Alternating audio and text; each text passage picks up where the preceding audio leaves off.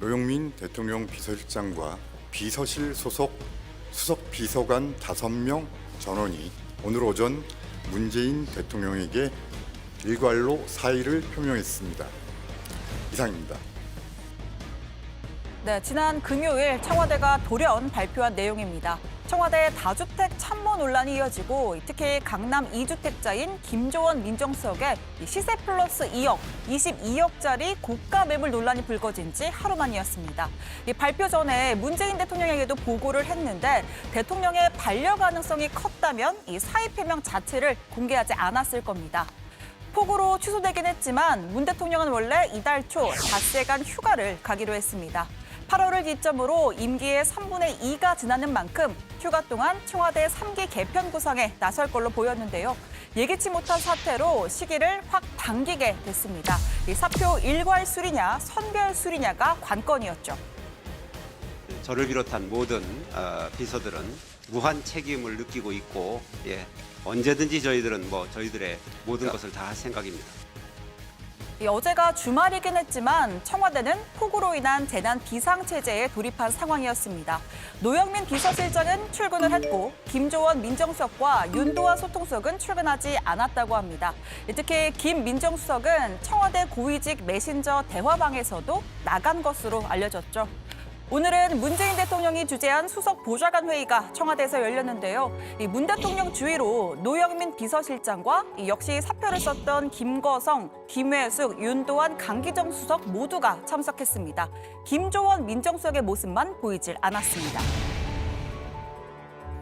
이제 정부가 책임지고 주거의 정의를 실현해 나가겠습니다. 실수요자는 확실히 보호하고 투기는 반드시 건절시키겠다는 것이 확고부동한 원칙입니다.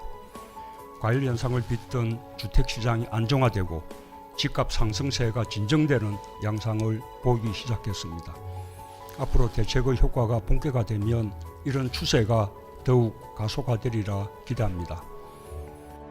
누구의 사표가 수리될진 어느 정도 윤곽이 보였죠. 그간 후임자 검증이 일부 진행된 정무, 민정수석 등을 먼저 교체하고 비서실의 상징이라고 할 수 있는 노영민 실장은 조금 더 시간을 둘 거란 관측이 있었습니다.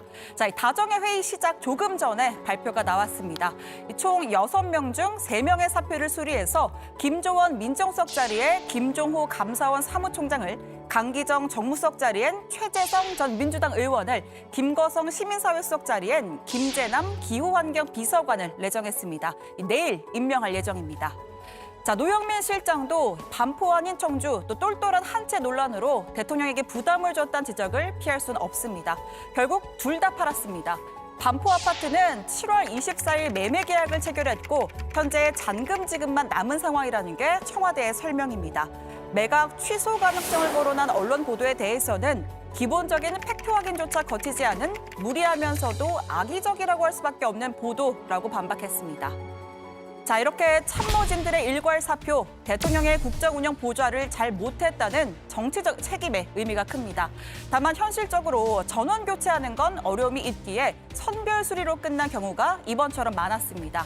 노무현 정부에서는 이 대통령 재신임을 물었을 때와 이기준 전 교육부 총리 인사 파문 때 일괄 사표 카드가 나왔었고요. 문재인 대통령도 2005년 당시 시민사회 수석으로 사표를 냈던 참모진 6명 중 한 사람이었습니다. 중요한 결정은 내가 했다. 그래서 참모들의 책임을 묻기가 참 난감하다. 그러나 정무직은 정무적 책임이라는 것이 있다. 해당 부서의 책임자인 민정수석과 인사수석에 대해서는 사표 수리를 검토하고 나머지 사표 제출자는 반려한다. 또 이명박 정부에서는 광우병 쇠고기 파동과 관련해 그리고 박근혜 정부에서는 국정농단과 대통령 파면에 따라 비서실장과 수석비서관 10명 전원이 사표를 쓴 적이 있었습니다. 대통령께서는 현 상황의 엄중함을 깊이 인식하시고 각계의 인적 쇄신 요구에 신속히 부응하기 위해서 대통령 비서실 인사를 단행하기로 했습니다. 국정 상황을 고려하여 이중 비서실장과 정책조정, 정무, 민정, 홍보수석 비서관의 사표를 수리했습니다. 자, 이번 일괄 사표 사태와 관련해서 더불어민주당은 대통령의 판단을 존중한다는 원론적인 입장을 냈었습니다. 물밑에서는 또 술렁이는 분위기가 역력했는데요. 지지율 하락에 따른 결단이다. 결자 해지, 책임지는 모습은 잘한 것이라는 평이 다수였고요. 또 너무 늦었다. 김조원 수석권은 대통령을 욕보이는 일이다 같은 비판도 있었습니다. 야권에서는 정작 책임질 사람이 빠졌다. 꼬리 자르기에 불과하다는 비판도 나왔습니다. 주호영 미래통합당 원내대표와 안철수 국민의당 대표가 나란히 같은 표현을 썼습니다. 정작 책임 있는 김상조 정책실장, 홍남기 경제부총리, 김현미 국토부 장관을 제외하고 이들의 책임을 묻는다는 것은 눈 가리고 아웅하는 일이라고 하겠습니다. 지금과 같은 대통령의 인식과 국정 태도로는 참모 교체뿐만 아니라 더한 것을 한다 하더라도 백약이 무효라는 점을 밝혀둡니다.